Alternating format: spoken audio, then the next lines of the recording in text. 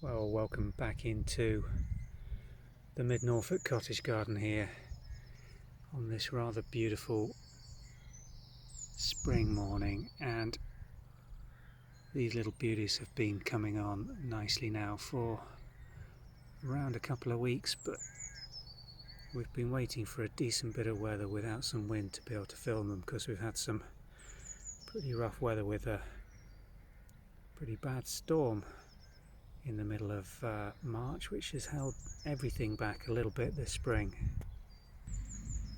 This mixed planting is actually at a base of a westerly facing wall, so it's still in the shade in the early morning now, and this slows the development and makes these bulbs last for that little bit longer with them not getting the direct sunshine. You'll see there's some mixed planting here, and incredibly these all went in last year. These were not here other than for the primulas that you can see scattered in between, and they were planted actually in flower last year, grown in pots.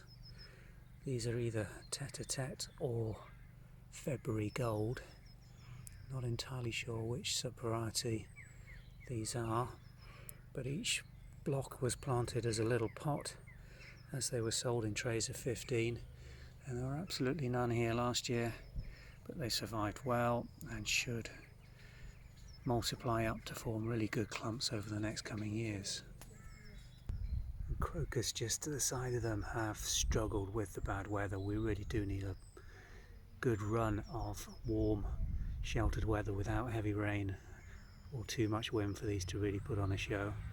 There's still some to come on, but they've been held back due to the cold weather and are just coming to a peak now. I don't think we're going to get much more on the range for the next couple of weeks, but on the back there we've got plenty of colour coming on in this little bank, with later flowering narcissi and daffodils coming through. And what we did last year was put a scattering of those primroses up that bank. Still young and small plants, but you can just see those coming on now. This is the stage those plants are at. They were all transplanted in from little seedlings that had spread out in other areas of the garden. And I particularly am fond of this colour combination with the very pale primrose, the native primrose that we have growing naturally here in Norfolk, and the lovely buttercup yellow of the tete-a-tetes. I think when we've got those en masse, it's going to give a real spectacular show. But we've been gradually planting this bank up the base of this long hedge. And again, this is a combination of plantings.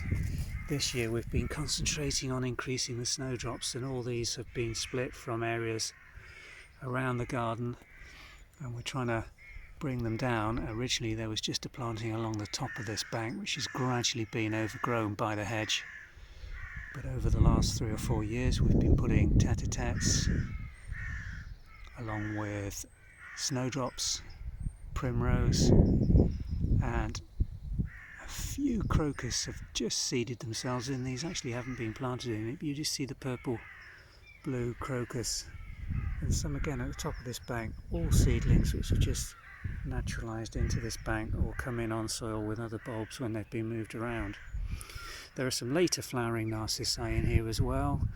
Winston Churchill, I think, is one I can remember the name of, them nicely scented, which will still, they're showing in bud, not flower, for another week to 2 weeks yet, and that will extend the flowering period of this bank once the early shorter bulbs are finished, right the way through to the end of April. And this is the long view we're getting now down the border that edges, again, a north facing hedge on the side of the border. At the back of the garden to the right is the orchard, and we're going to take you through some of the orchard planting here, because that flowers a lot later. Most of the varieties that we've got in here aren't even showing through yet, and that will be at its peak in mid-April.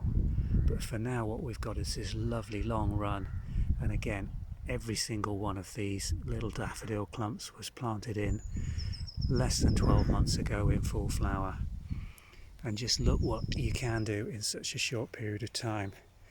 This again is the combination planting, which I'm so fond of, does its thing at this time of year for around 2.5 weeks. The primrose will go on flowering for a lot longer than the daffodils will, but the combination just pops with that light buttercream colour of the primrose and this lovely brightness of the tete-a-tete mini daffs.